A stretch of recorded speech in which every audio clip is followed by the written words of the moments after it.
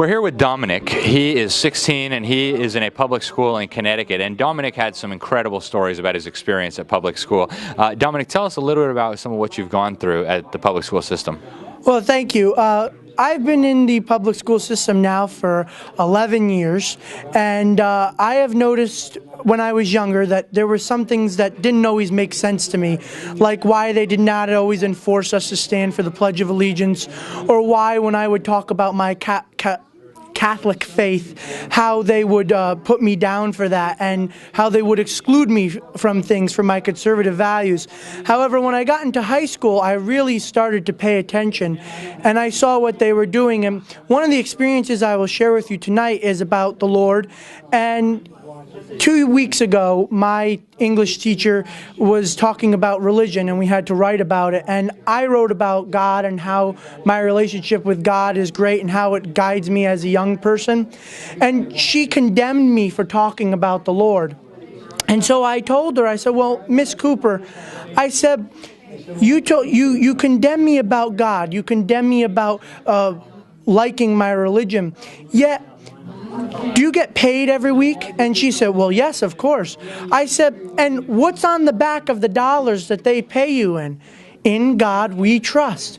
So you accept religion when you're getting paid, but you won't turn it around and allow us to accept for our religion and the Lord for what it truly is.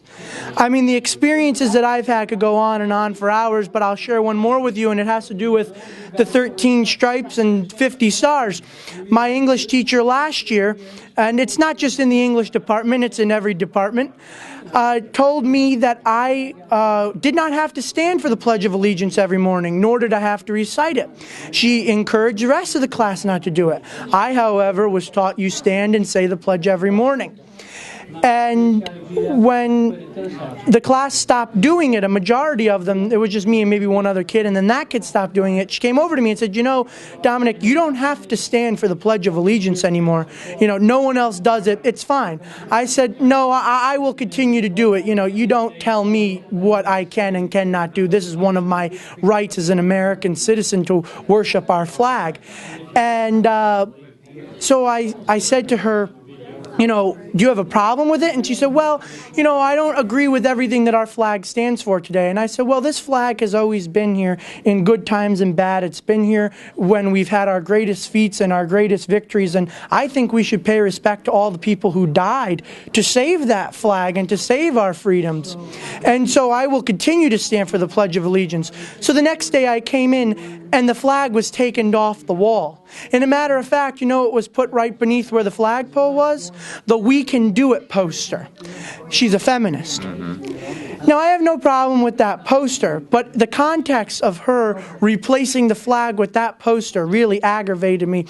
So the next day, I had to bring in my own flag, and for 2 weeks, I had to hold up my own flag and pledge allegiance every single day until she finally conceded and put the flag back up. And for the rest of the day, for the rest of the school year, every single day, I was the only one to stand and the only one to recite it. And some of the kids wouldn't even stand.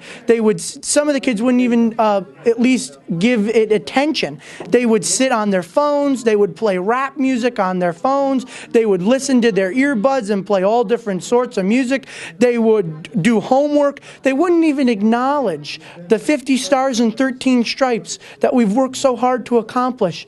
But I guess that's just what life will be like in the globalist society. I guess there's not much else to it. Right.